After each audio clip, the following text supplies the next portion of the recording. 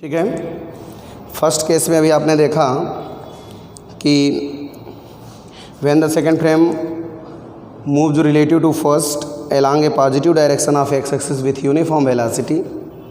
उसमें हमने देखा कि जब सेकंड फ्रेम केवल एक्स एक्सिस में मूव करेगी तो जो पोजीशन कोऑर्डिनेट्स में चेंजिंग होगी, पार्टिकल का जो पोजीशन मेजर किया जाएगा फ्रेम एस से, उसमें हमको मेजर होगा कि जब केवल एक्स एक्सिस में पार्टिकल यानी कि जो फ्रेम हमारा है केवल एक्स एक्सिस में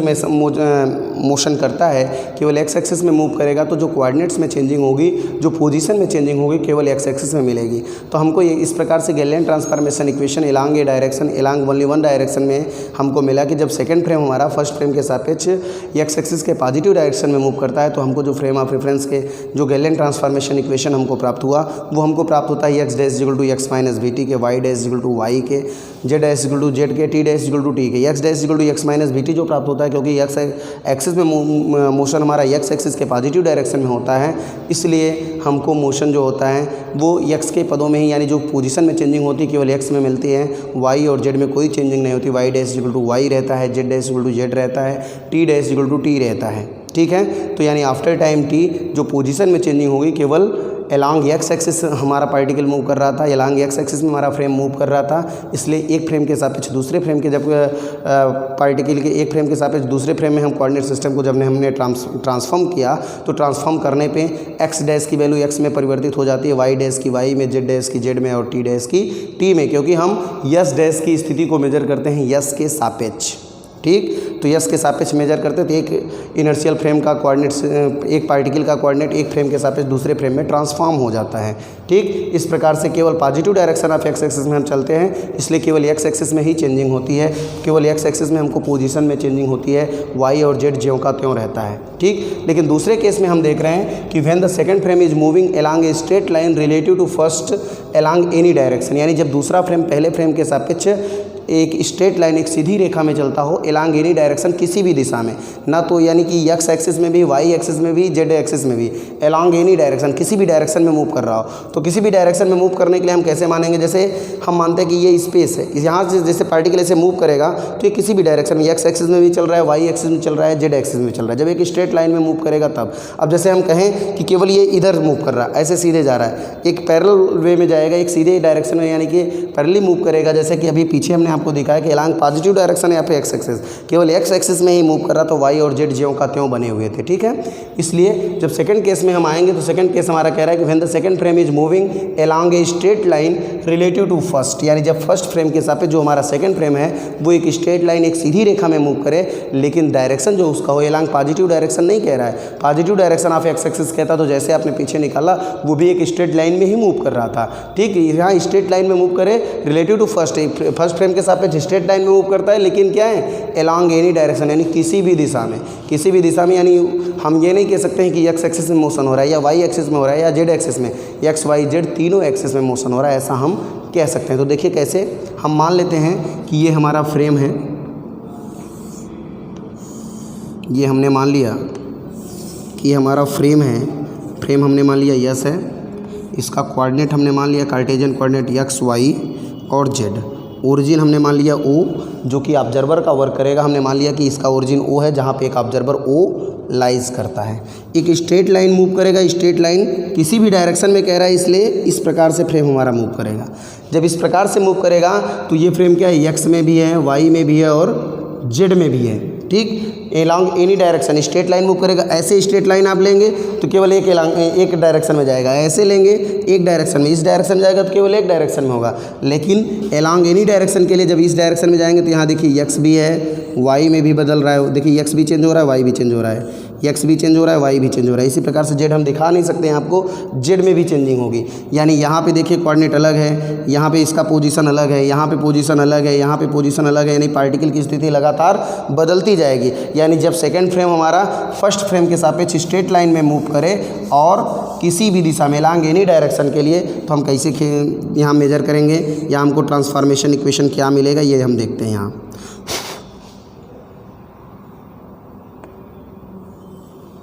ठीक है, यहाँ देखते हैं।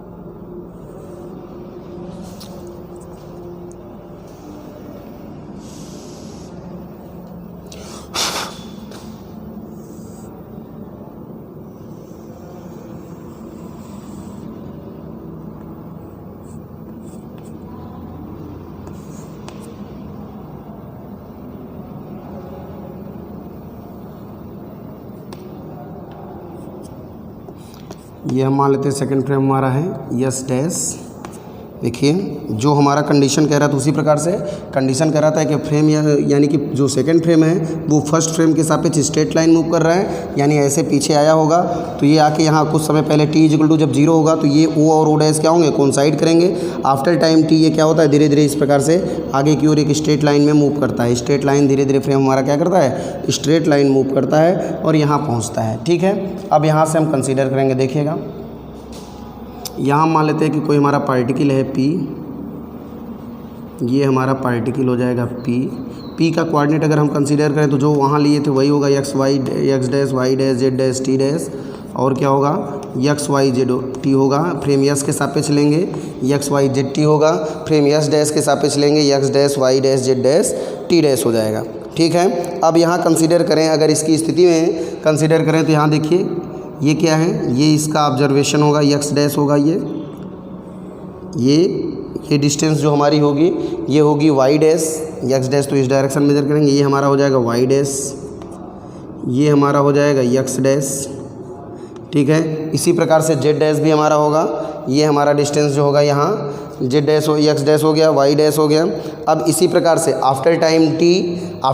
t जो पार्टिकल होगा फ्रेम यस से जो दूरी मेजर करेगा वो कितना करेगा, vxt, अरे x एक्सिस में t जाएगा, y एक्सिस में कंसीडर करेंगे तो vyt मेजर करेगा, z एक्सिस में इसी प्रकार से कंसीडर करेंगे तो z एक्सिस में कितनी दूरी मेजर करेगा, vzt मेजर करेगा, vzt होगा। देखिए y एक्सिस में जो चेंजिंग होगी, पहले ओरिजिन यहाँ था, y एक्सिस में कितना होगा vyt, z एक्सिस यहाँ लेंगे और z एक्सिस में x एक्सिस में लेंगे vxt हो जाएगा, ये डिस्टेंस x डैश होगी, ये डिस्टेंस y डैश होगी और ये vz हो जाएगी। z एक्सिस हम दिखा नहीं सकते, नहीं तो ये डिस्टेंस z डैश होगी जो इधर से यहाँ p के बीच की दूरी होगी। समझ में आ रहा है कि नहीं। इस प्रकार से जब स्ट्रेट लाइन मूव करेंगे तो यहाँ हम देखते हैं कि जब हमारा सेकेंड फ्रेम पहले फ्रेम के सापेक्ष एक स्ट्रेट लाइन में मूव करेगा एलॉन्ग एनी वन डायरेक्शन, तो इस प्रकार से मूव करेगा किसी भी दिशा में, नहीं एक्स वाई जेड किसी भी दिशा में। तो देखिए ये फ्रेम क्या है, एक्स वाई जेड किसी भी दिशा में मूव कर रहा है और स्ट्रेट लाइन है, यहाँ से देखिए स्ट्रेट सीधे मूव करता है। तो जब सीधे मूव करेगा तो यहाँ एक्स एक्सिस में जो चेंजिंग होगी after time T V velocity से चल रहा है, जो हमारा फ्रेम यस डैश है वो वी वेलोसिटी से मूव कर रहा है, तो आफ्टर टाइम टी कितनी दूरी ट्रेवल करेगा, वी टी दूरी ट्रेवल करेगा। तो जब एलॉन्ग एनी वन डायरेक्शन लेंगे तो हम यहाँ वेलोसिटी का वेक्टर कंपोनेंट निकालेंगे, वेलोसिटी कंपोनेंट निकालेंगे तो एक्स एक्सिस के रिस्पेक्ट में वेलोसिटी कंपोनेंट हमको वी एक्स मिल जाएगा, वाई एक्सिस के रिस्पेक्ट में वी वाई, जेड एक्सिस के रिस्पेक्ट में वी जेड। यानी एक्स एक्सिस में जो हमारा पार्टिकल होगा, यानी जो हमारा फ्रेम यस डैश होगा, एक्स एक्सिस में वी एक्स दूरी ट्रेवल करेगा, वाई एक्सिस में वी वाई दूरी ट्रेवल करेगा, जेड एक्सिस में वी जेड टी दूरी ट्रेवल करेगा। यानी एक्स एक्सिस में इतना, वाई एक्सिस में इतना, जेड एक्सिस में इतना। समझ रहे हैं ना। यानी हमने कहा कि हमारा जो फ्रेम यस डैश है वो वी वेलोसिटी वी एक समान वेग से मूव करता है, तो आफ्टर टाइम टी वो कितनी दूरी ट्रेवल करेगा, आफ्टर टाइम टी वो वी टी डिस्टेंस ट्रेवल करेगा। तो यहाँ हम देख रहे हैं एलॉन्ग एनी वन डायरेक्शन, यानी किसी भी दिशा में ट्रेवल। वहाँ क्या था, केवल एक एक्सिस में मूव कर रहा था, इसलिए हमने वी टी कंसीडर कर लिया था, केवल एक ही डायरेक्शन में था। यहाँ एक्स एक्सिस में भी मूव कर रहा है, वाई एक्सिस में भी मूव कर रहा है, जेड एक्सिस में भी मूव कर रहा है। तो वी टी डिस्टेंस जो वो ट्रेवल करेगा वो we T distance x axis में कितना होगा, वाई एक्सिस में कितना होगा, जेड एक्सिस में कितना होगा। तो ये हम देखते हैं यहाँ से, तो हम वेलोसिटी का कंपोनेंट निकालते हैं आफ्टर टाइम टी। यानी क्योंकि हमारा पार्टिकल क्या है, वी वेलोसिटी से मूव करता है, जो फ्रेम हमारा है वो वी वेलोसिटी से मूव करता है, जिसके कारण पार्टिकल भी हमारा वी वेलोसिटी से मूव करता है। तो पार्टिकल की जब स्थिति ज्ञात करेंगे तो जो हमारा फ्रेम यस डैश है वो वी वेलोसिटी से मूव कर रहा है, तो आफ्टर टाइम टी वो वी टी डिस्टेंस ट्रेवल करेगा। एलॉन्ग एनी वन डायरेक्शन है तो एक्स एक्सिस में कितनी डिस्टेंस ट्रेवल करेगा, इसको प्राप्त फाइंड करने के लिए हम वेलोसिटी कंपोनेंट मान लेते हैं। एक्स एक्सिस के रिस्पेक्ट में हमको वेलोसिटी कंपोनेंट मिलेगा वी एक्स, वाई एक्सिस के रिस्पेक्ट में हमको वी वाई मिलेगा, जेड एक्सिस के रिस्पेक्ट में हमको वी जेड मिलेगा। और उसके आधार पे हम यहाँ मान लेते हैं कि एक्स एक्सिस में जो हमारा फ्रेम होगा वो एक्स एक्सिस में वी एक्स टी डिस्टेंस पे, वाई एक्सिस में वी वाई टी डिस्टेंस पे और जेड एक्सिस में वी जेड टी डिस्टेंस पे लाइज करेगा। ठीक इस प्रकार से हम गैलीलियन ट्रांसफॉर्मेशन इक्वेशन प्राप्त करते हैं। तो यहाँ देखिएगा, एक सेकंड लिखेंगे, let the second frame S dash, let the second frame S dash is moving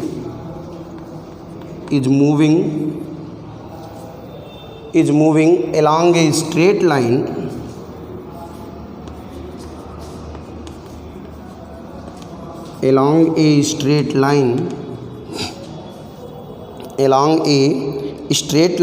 relative to frame S, relative to frame S with uniform velocity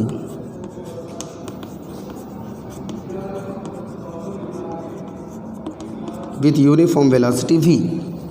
with uniform velocity v such that करके जब हम यहाँ with uniform velocity v vector consider कर लेंगे, such that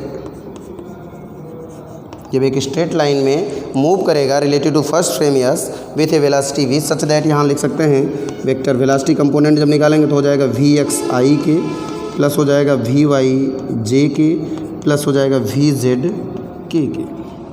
ये हमको velocity component मिल जाएगा। इसके बाद where v x v y and v z are the component of velocity v along x y and z axis. यहाँ लिख सकते हैं where v x v y and v z are component of v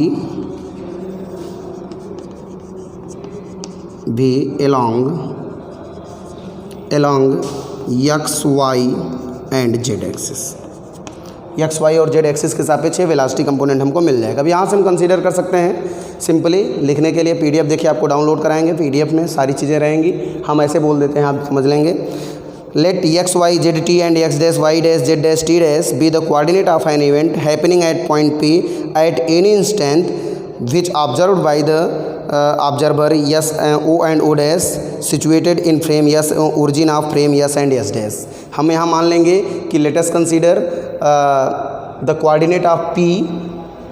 is x dash y dash x y z and t. Let x y z and z t and x dash y dash z dash t dash be the coordinate of an event happening at any instant which observed by two observer O and O dash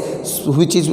situated in frame yes and yes dash। हम मानते हैं कि yes और yes dash में lies करने वाले जो observer O और O dash हैं वो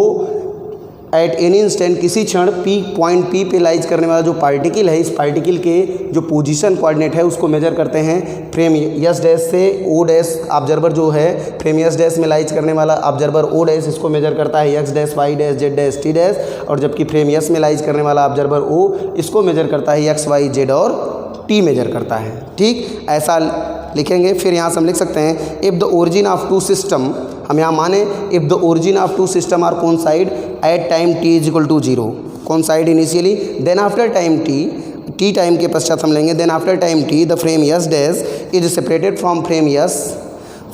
yes by a distance v x t v y t and v z t along x y and z axis. हम यहाँ कंसीडर कर लेंगे, एक बार फिर से देखते हैं। Let x y z t and x dash y dash z dash t dash be the coordinate of any point या of any event of an event P at any instant which observed by the two observer O and O dash situated in frame yes and yes dash। ठीक है, आगे हम कहते क्या हैं कि the observer O and O dash, हम यहाँ लिखेंगे if the origin of two observer या if the origin of two system, if the origin of two system are coincide initially, यानी यदि इनके ओरिजिन क्या हो कोइंसाइड करते हैं, यानी कुछ समय पहले t इक्वल टू 0 टाइम पे ये ओरिजिन जो है यहाँ रहे। ठीक, तो after time t the frame S dash is separated from frame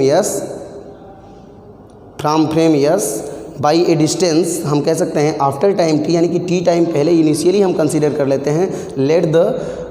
origin of two frame या let the origin of two systems are coincide initially यानी प्रारंभिक रूप में ये दोनों कोइंसाइड करते हैं, यानी कि ये जो हमारा फ्रेम यस डैश है वो फ्रेम यस के समीक्ष यानी ओ और ओ डैश एक दूसरे से कोइंसाइड करते हैं। आफ्टर टाइम टी टाइम के पश्चात जो फ्रेम यस डैश है वो फ्रेम यस से सेपरेट हो जाता है by a distance v x t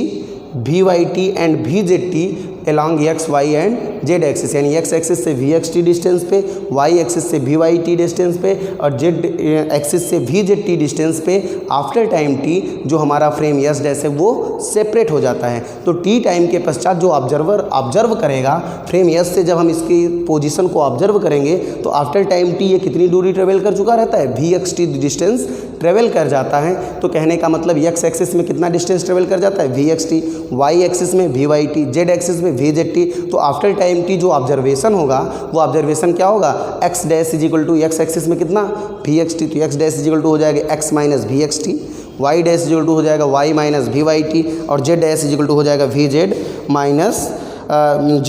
v z T हो जाएगा। इस प्रकार से हम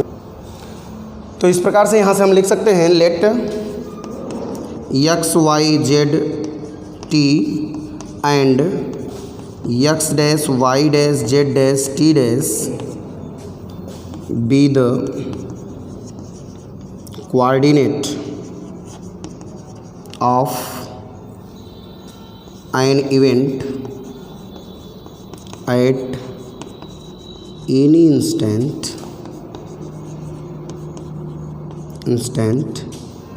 observed by two observer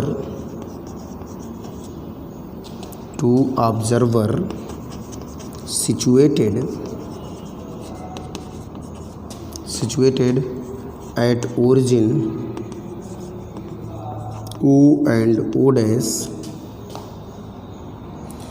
situated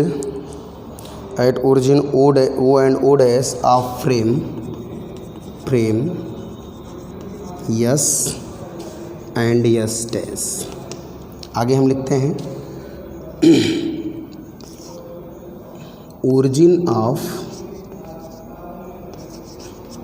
to system if, यहाँ मान लेते हैं if origin of two system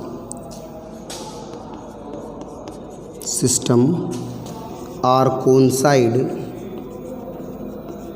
coincide initially then after time t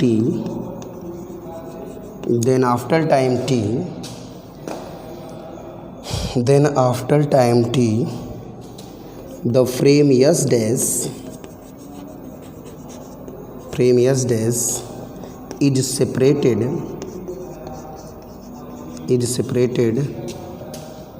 the frame S dash is separated from frame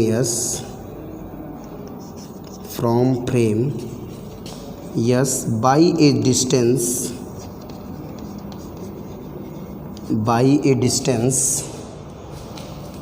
vxt, vyt and vzt along x, y and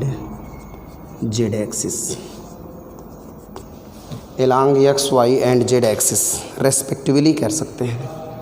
z axis respectively, ठीक है, respectively. तो यहाँ से हम इस प्रकार से then we have, या यहाँ से लिख सकते हैं 10। जब हम along positive direction of x axis देख रहे थे तो उसमें हमने देखा कि जब हमारा फ्रेम यस से VT डिस्टेंस पे होता है तो जो चेंजिंग होती है, जो हमको पोजीशन कोऑर्डिनेट मिलता है, तो हमको पोजीशन कोऑर्डिनेट क्या मिलता है, x dash is equal to हमको मिलता है x माइनस VT के। तो यहाँ हम देख रहे हैं कि फ्रेम यस डैश हमारा x एक्सिस में VXT डिस्टेंस पे सेपरेट होता है, y एक्सिस में VYT डिस्टेंस पे, z एक्सिस में VZT डिस्टेंस पे सेपरेट हो जाता है। तो जब यहाँ हम कोऑर्डिनेट कंसीडर करेंगे तो x एक्सिस में हमको कोऑर्डिनेट क्या मिलेगा, x एक्सिस में जो चेंजिंग होगी x dash is equal to हमको मिलेगा x माइनस VXT के, y एक्सिस में क्या होगा, y dash is equal to हमको मिलेगा y माइनस VYT डिस्टेंस पे, z एक्सिस में लेंगे z एक्सिस में मिलेगा हमको z dash minus VZT distance पे। क्योंकि जब हम अलॉन्ग पॉजिटिव डायरेक्शन केवल एक डायरेक्शन हमने निकाला था तो हमको वैल्यू मिली थी x dash equal to x minus VT के, क्योंकि वहाँ VT डिस्टेंस सेपरेट हो रहा था फ्रेम यस डैश। यहाँ क्या है कि VXT VYT VZT along x y और जेड एक्सिस एक्स एक्सिस पे VXT डिस्टेंस पे सेपरेट होता है, y एक्सिस में VYT, जेड एक्सिस में VZT डिस्टेंस पे सेपरेट होता है। इसलिए जब हम यहाँ गैलेन ट्रांसफॉर्मेशन इक्वेशन कंसीडर करेंगे तो x डैश में हमको चेंजिंग कितनी मिलेगी, x एक्सिस में जब हम फ्रेम यस के सापेक्ष फ्रेम यस डैश की स्थिति को, फ्रेम यस डैश में लाइज करने वाले इवेंट P की स्थिति को जब हम मेजर करेंगे तो हमको x डैश में कितनी changing, x dash equal to हमको मिल जाएगा x माइनस VT के स्थान पे VXT हो जाएगा। y डैश में y डैश इक्वल टू जहाँ y था यहाँ y में भी सेपरेशन हो रहा है तो y डैश इक्वल टू हो जाएगा y minus VYT, z dash equal to हो जाएगा z माइनस VZT और t dash equal to time यहाँ क्या हो जाएगा t के। ठीक, यहाँ कंसीडर कर लेंगे 10 एलॉन्ग गैलेन या फ्रॉम गैलेन ट्रांसफॉर्मेशन इक्वेशन हम लिख सकते हैं x डैश इक्वल टू हो जाएगा x minus VXT, y dash equal to हो जाएगा y माइनस VYT और z डैश इक्वल टू हो जाएगा z माइनस VZT और t डैश इक्वल टू हो जाएगा t के। T dash is equal to हो जाएगा टी के, ये भी हमारा गैलीलियन ट्रांसफॉर्मेशन इक्वेशन है। When the second frame is moving along a straight line relative to first frame along any direction, जब दूसरा फ्रेम पहले फ्रेम के सापेक्ष एक स्ट्रेट लाइन एक सीधी रेखा में मूव करता है, किसी भी दिशा में मूव करेगा, तो हमको जो गैलीलियन ट्रांसफॉर्मेशन इक्वेशन प्राप्त होगा वो हमको प्राप्त होगा x dash equal to x minus v x t के, y dash equal to y minus v y t के, z dash equal to z minus v z t के, या t dash equal to t के, ये relation हमको प्राप्त होगा। ये भी हमारा गैलीलियन ट्रांसफॉर्मेशन इक्वेशन हम यहाँ लिख सकते हैं। These Galilean transformation of position में be obtained by a single equation. इस हम गैलीलियन ट्रांसफॉर्मेशन इक्वेशन जो हमको x dash equal to x minus v x t मिला, y dash equal to y minus v y t मिला, z dash equal to z minus v z t मिला, t dash equal to t मिला, इस Galilean transformation equation x dash y dash z dash की value को हम एक single coordinate एक single equation में कन्वर्ट कर सकते हैं by the vector addition law of triangle. Vector addition law of triangle के आधार पे हम जो है इसको एक वैल्यू में कन्वर्ट कर सकते हैं। हम यहाँ कंसीडर क्या कर लेंगे, हम यहाँ डायरेक्टली कंसीडर कर लेंगे, जैसे ये हमारा पार्टिकल P है तो हम इस पार्टिकल P के इस पॉइंट को कंसीडर कर लेंगे। यहाँ से ये O dash plus O dash P की जो वैल्यू होगी इस रिजल्टेंट वैल्यू के बराबर होगी, इस रिलेटिव वेक्टर के बराबर होगी। इसी रिलेटिव वेक्टर के आधार पे हम इसकी वैल्यू को फाइंड कर सकते हैं। O dash plus O P की वैल्यू निकाल लेंगे, ओ डैश पी की वैल्यू निकाल लेंगे, हमको आसानी से वैल्यू प्राप्त हो जाएगी। तो ओ डैश की वैल्यू जैसे निकालेंगे तो ओ डैश की वैल्यू क्या आएगी, वी टी के बराबर हो जाएगी। और ओ डैश पी की वैल्यू जब आप निकालेंगे तो ओ डैश पी की वैल्यू यहाँ से जब निकालेंगे तो यहाँ हम इसको क्या मान लेंगे, एक मान लेंगे आर डैश, यहाँ एक्स एक्सिस में है तो यहाँ आर डैश मान लेंगे, और यस से इसकी वैल्यू को मान लेंगे आर के बराबर। ध्यान से बात समझिएगा, हम इसी कोऑर्डिनेट को, इसी गैलीलियन ट्रांसफॉर्मेशन इक्वेशन को सिंगल कोऑर्डिनेट सिंगल इक्वेशन में कन्वर्ट कर सकते हैं। बस करना क्या है, जहां हमने एक्स वाई जेड के related v x t v y t v z t वगैरह माना है, इसको ना मान के हम क्या करेंगे, हम एक पोजीशन वेक्टर कंसीडर करेंगे। हम मान लेंगे कि जब एक स्ट्रेट लाइन में हमारा फ्रेम यस यानी कि फ्रेम यस डैश यस के सापेक्ष एक स्ट्रेट लाइन में any direction along any direction move करेगा, तो हम यहाँ मान लेंगे कि इसका पोजीशन वेक्टर क्या है, फ्रेम यस से इसका पोजीशन वेक्टर आर है, फ्रेम यस डैश के ओरिजिन से इसका पोजीशन वेक्टर आर डैश है। थोड़ा सा देखेंगे हम फिगर में यहाँ चेंजिंग कर रहे हैं, बस आपको बहुत ही आसानी से समझ में आ जाएगा। देखिएगा थोड़ा सा,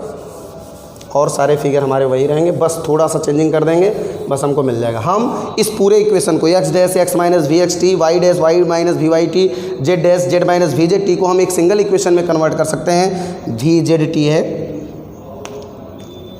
ठीक है। अब यहाँ देखिए, इसको एक सिंगल इक्वेशन में हम कन्वर्ट कर सकते हैं। कैसे, हम मान लेते हैं कि हमारा फ्रेम यस है, फ्रेम यस है, कोऑर्डिनेट इसका हो गया Cartesian coordinate x y z हो गया, फ्रेम यस हो गया। यस से हम मान लेते हैं स्ट्रेट लाइन में हमारा ये फ्रेम क्या है, यस डैश है।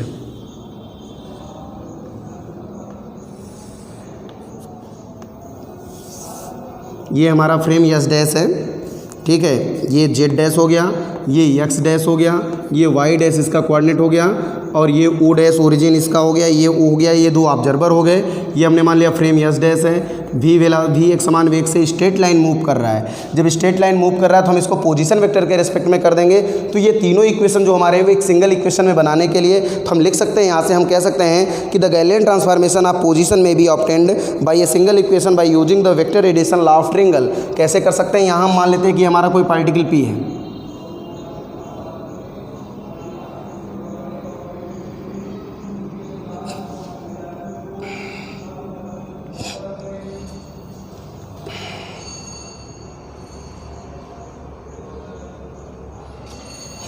ये हमारा कोई पार्टिकल हम मान लेते हैं P है, ये हमारा कोई पार्टिकल P है जो कि फ्रेम यस डैश से उसकी ओरिजिन से R डैश पोजीशन वेक्टर पे लाइज करता है, ठीक। R डैश पोजीशन वेक्टर पे लाइज करता है, और हम इसको जब फ्रेम यस से इसके पोजीशन वेक्टर को मेजर करेंगे तो फ्रेम यस से इसका पोजीशन वेक्टर हमको देखिए, फ्रेम यस से जब इसका पोजीशन वेक्टर हम मेजर करेंगे तो फ्रेम यस से इसके पोजीशन वेक्टर को हम मान लेंगे, फ्रेम यस से इसके पोजीशन वेक्टर को हम मान लेंगे आर है, ये आर डैश पोजीशन वेक्टर हो जाएगा। अब यहाँ से ओ डैश के बीच की, क्योंकि भी वेलोसिटी से मूव कर रहा है स्ट्रेट लाइन, तो ओ से आफ्टर टाइम टी जब इसकी स्थिति मेजर करेंगे तो ओ से ओ डैश के बीच की डिस्टेंस अगर हम यहाँ से कंसीडर करें तो ओ से ओ डैश के बीच की जो डिस्टेंस होगी वो क्या होगी, ओ से ओ डैश के बीच की जो डिस्टेंस हम निकालेंगे यहाँ से, वो हमारी हो जाएगी वी टी के बराबर, क्योंकि पहले आफ्टर टाइम यानी कि फर्स्टली इनिशियली जो हमारा है, यहाँ हमने लिखा है इनिशियली जो हमारा फ्रेम है वो क्या है, t इक्वल टू 0 पे जो हमारा फ्रेम है वो कोइंसाइड करता है, नहीं ओरिजिन o और o डैश हैं, ये ओरिजिन एक दूसरे से कोइंसाइड करते हैं। आफ्टर टाइम t समय के पश्चात ये vt डिस्टेंस ट्रेवल करता है। जब हम इसको वेलोसिटी कंपोनेंट में कंसीडर करेंगे तो हम ये देखेंगे कि फ्रेम s से ये जो हमारा फ्रेम s डैश है वो vxt डिस्टेंस पे, फ्रेम y से vyt डिस्टेंस पे और फ्रेम z से vz डिस्टेंस पे आफ्टर टाइम t वो ट्रेवल करके यानी कि इतने डिस्टेंस पे जो फ्रेम s डैश हमारा है आफ्टर टाइम t वो vxt vyt vzt डिस्टेंस से सेपरेट हो जाएगा फ्रेम यस से, ठीक। लेकिन जब हम उसको एक सिंगल इक्वेशन में बनाना चाहेंगे तो हम यहाँ मान लेंगे एक पोजीशन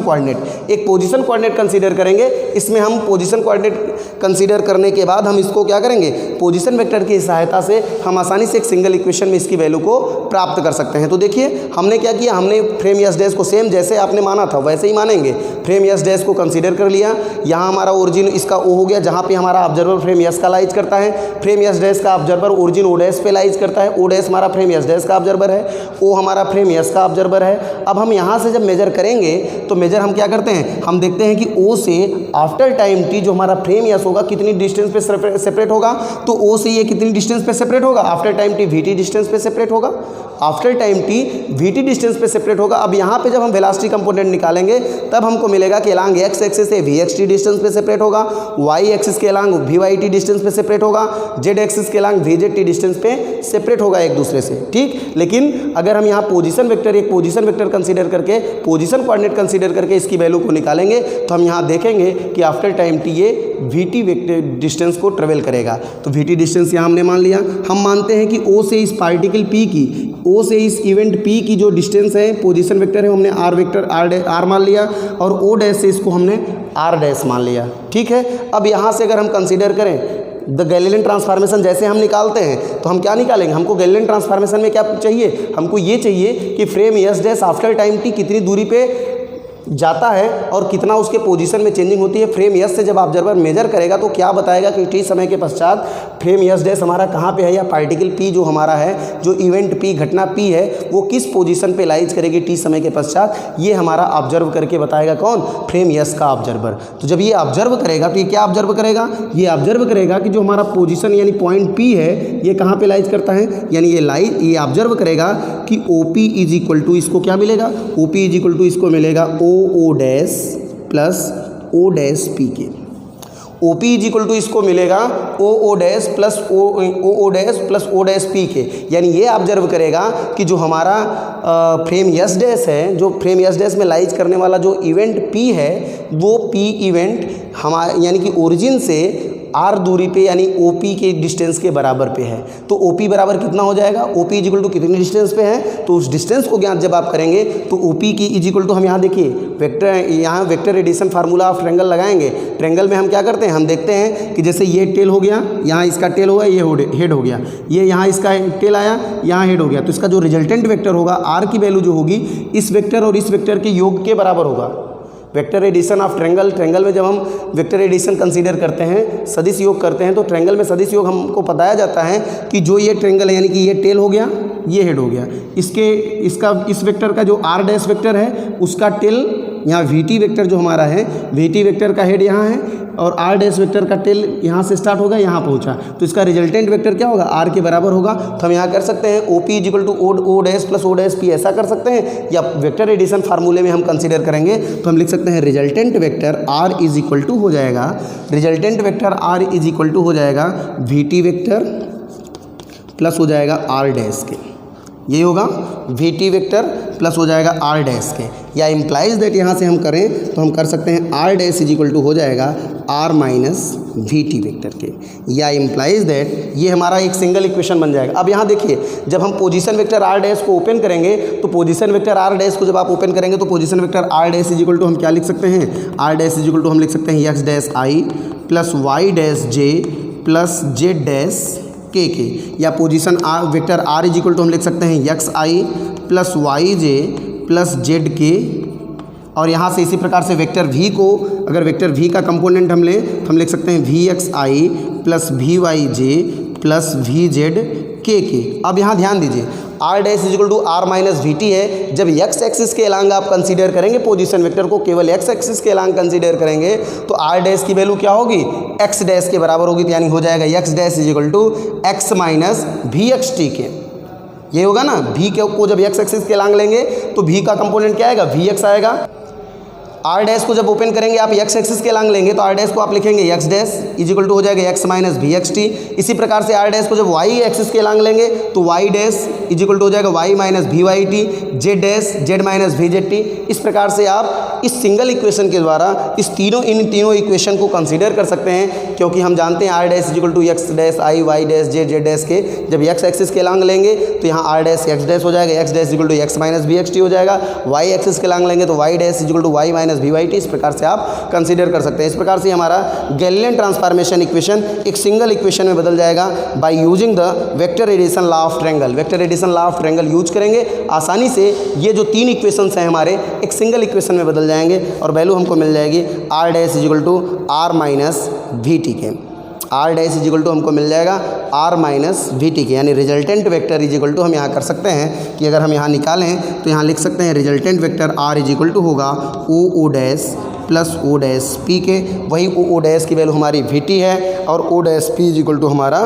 आर डैश है। ठीक है, तो हम आसानी से वैल्यू को फाइंड कर सकते हैं। ठीक, ये हमारा हो गया गैलिलियन ट्रांसफॉर्मेशन इक्वेशन। हमने तीन इक्वेशन आपको बताए। पहला इक्वेशन फर्स्ट वीडियो, इसके पहले वाले वीडियो में हमको पहला इक्वेशन मिला है और ये दूसरा इक्वेशन हमारा हो गया, ये हमारा तीसरा इक्वेशन। ये तीनों इक्वेशन हमारा गैलिलियन ट्रांसफॉर्मेशन इक्वेशन को रिप्रेजेंट करते हैं। एलांग ओनली वन एक्सिस जब हमको कंसीडर करना होगा तो Galilean transformation equation along only one axis, चाहे एक्स एक्सिस में, चाहे वाई एक्सिस, चाहे जेड एक्सिस में, कहे along only positive direction of x axis, तो हमारा इक्वेशन हो जाएगा x dash equal to x minus v t, y dash equal to y, z dash equal to z, t dash equal to t. Along only positive direction of x axis कहे तो y dash x dash equal to हो जाएगा x, y dash equal to होगा y minus v t, z dash equal to z, t dash equal to t होगा। Along z axis कहेगा तो x dash यहाँ हो जाएगा x dash equal to x, y dash equal to y, z dash equal to z minus v t होगा। और जब along any direction कहेगा तो ये इक्वेशन मिल जाएगा हमको x dash equal to x minus v dash equal to z minus v z t और t dash equal to t मिलेगा। और जब हम पोजीशन वेक्टर के velocity addition formula of triangle use कर लेंगे तो हमको यही तीनों इक्वेशन बदल के एक इक्वेशन में चेंज हो जाएंगे, r dash equal to are minus v t. इसका और उपयोग भी है, नेक्स्ट वीडियो में हम आपको इसके यूज को बताएंगे। आज के वीडियो में गैलिलियन ट्रांसफॉर्मेशन इक्वेशन का हमने दो वीडियो आपको दिखाया। एक वीडियो में हमने पहला इक्वेशन बनाया, दूसरा और तीसरा इसमें है। आसानी से आप गैलिलियन ट्रांसफॉर्मेशन के तीनों इक्वेशंस को पढ़ सकते हैं और जो ना समझ में आए आप कमेंट बॉक्स में लिख सकते हैं। और हमें उम्मीद है कि वीडियो आपको बहुत अच्छा लगा होगा। वीडियो को देखें, सब्सक्राइब करें, लाइक करें और जो समझ में ना आए कमेंट करें। धन्यवाद।